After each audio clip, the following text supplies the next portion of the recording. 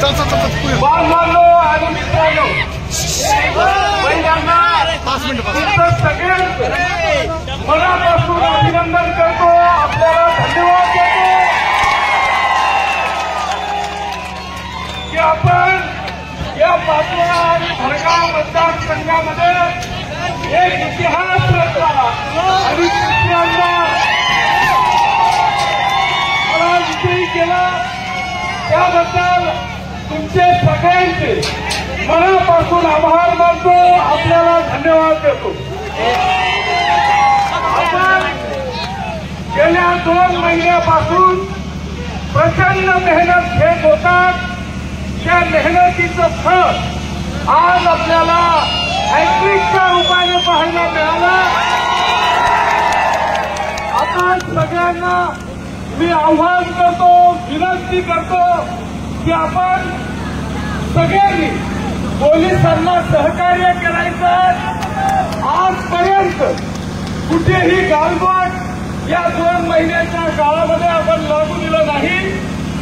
अनेक विरोधकांनी गालबोट लावण्याचा प्रयत्न केला, पण आपल्याला कुठेही गालबोट लागू द्यायचं नाही. आपल्या मुख्यमंत्री महोदयांच्या वर कुठेही याचं ऍलिगेशन होणार नाही याची काळजी आपल्याला सगळ्या घ्यायची आहे.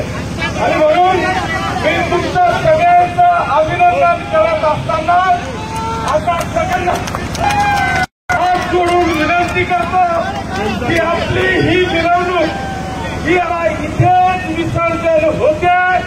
पण सगळ्यांनी शांततेत आपल्या आपल्या घरी जाऊन शांतता पाळायची.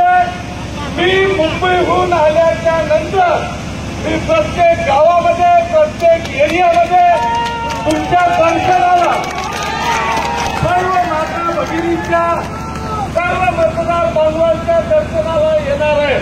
तरी आपण सगळ्यांनी अतिशय शांततेचं दर्शन आपल्या पाचोरा आणि भडगाव मतदारसंघाच्या जनतेला द्यावं. मी अजून विजयाचं सर्टिफिकेट घेतलेलं नाही.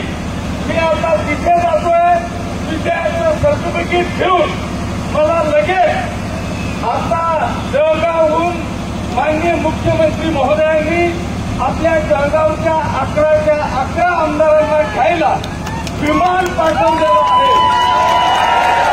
म्हणून मी आपल्याला सगळ्यांना नम्रपणे आवाहन करतो, विनंती करतो की आपण सगळ्यांनी अतिशय शांतपणे आपल्या आपल्या घरी जावं.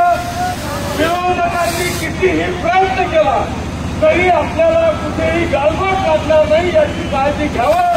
धन्यवाद.